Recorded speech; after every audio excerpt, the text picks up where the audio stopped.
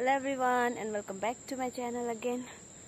र फेरि तपाईहरुको माझमा सानो भ्लग लिएर आउँदैछु र अहिले चाहिँ म के छ भने आज चाहिँ म रेखोला जान्दैछु है। मेरो अनलाइन सामान आएको छ पार्सल, सो त्यही ल्याउन जान्दैछु बहिनी र म। सो आजको भिडियो यही हुनेछ, यहीसम्म हेर्दिनुस् होला।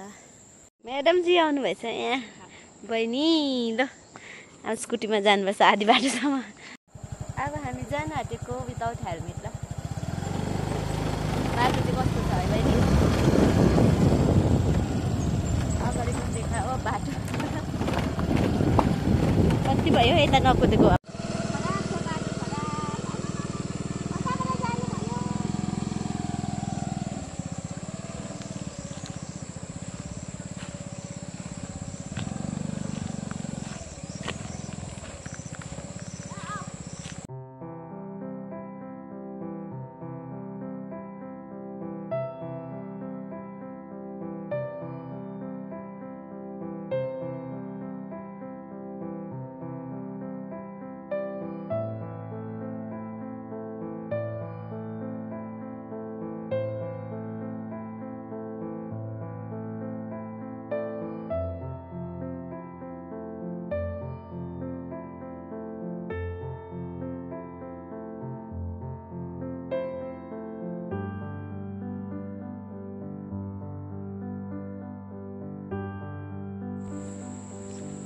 यहाँ पारी चाहिँ गान्तोक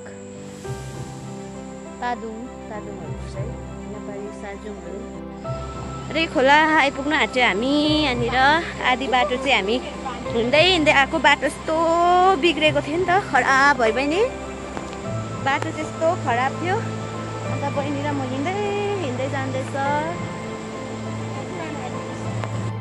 यो पुरानो पुल है बहिनी।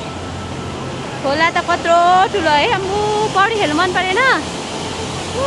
यो रोक्ने खोला हो है यो चाहिँ। मलाई त पौडी खेल्नु पो मन पर्यो है। स्विमिङ गर्नु मन पर्यो मलाई। स्विमिङ गर्नु मन पर्यो।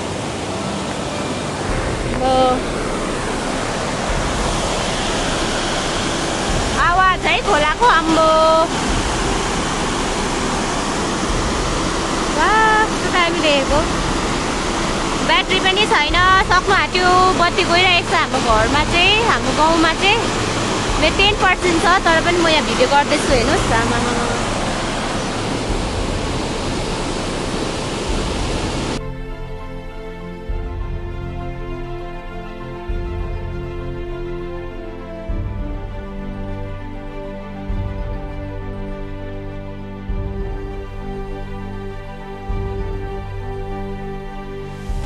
स्विमिङ पुल रेखोला यस्तो दामी। हामी चाहिँ यहाँभित्र घुम्नुको लागि आएको है। यहाँनिर पार्सल अहिलेसम्म आइपुगेन, सो एकछिन घुम्नुको लागि आएको। यस्तो दामी भएछ, यस्तो मिठो हावा आउँदैछ। यहाँ मुनि खोला छ। अलिक बादमा आउनुपर्छ ल बहिनी, घुम्नु मजाले। आज त मेरो ब्याट्री पनि छैन हो।